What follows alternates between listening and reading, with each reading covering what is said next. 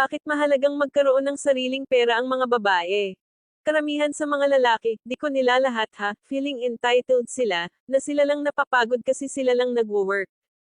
Feeling nila, masyado kang dependent sa kanila na okay lang treatuhin ka ng di maganda, pagsalitaan ng masasakit na salita, di ka makaintindi, bobo, walang pakinabang, walang kwenta, pangit, etc., gagawan ka pa ng kalokohan. Di nila bina-validate yung nararamdaman mo. Tapos ikaw, tatanggapin mo na lang ng tatanggapin kasi nga wala ka naman magagawa dahil nakakulong ka na sa ganong sitwasyon. Imagine, anakan ka, sasabihin sa'yo dyan ka na lang sa bahay. Ako na baalang magtrabaho, given malolo siyang katapos ang ending maghahanap sila ng iba. Kaya ang unfair diba? On a positive note, meron naman din na ibibigay sa'yo lahat ng kanila ng walang halong panunumbat at pagtatanong kung saan mo ginastos yung ganito, yung ganyan. Pero tayong mga babae, treasurer, lang talaga nila tayo. Tiga lista, tiga budget, tiga ingat yaman.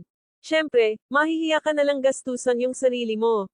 Yung pang-pamper mo, iisipin mo na lang na ipangdagdag sa panggastos sa pamilya nyo. Mapapabayaan mo din talaga yung sarili mo. Kasi nga sa kanila na umiikot yung mundo mo. Kaya maraming babae mentally abused, tapos sasabihin nila, arte lang daw. Kaya mga fellow moms, kailangan natin humanap ng ways para kumita. Hindi importanteng pantayan o higaitan mo yung sahod ng asawa, partner mo ang mahalaga, may sarili kang income yung hindi mo na kailangan ihingi pa sa kanila yung pangbili mo ng pang skincare, napkin or ng anumang cravings mo. Kasi sa panahon ngayon, nakadepende yung pagrespeto sa'yo ng asawa mo sa laki ng pakinabang mo.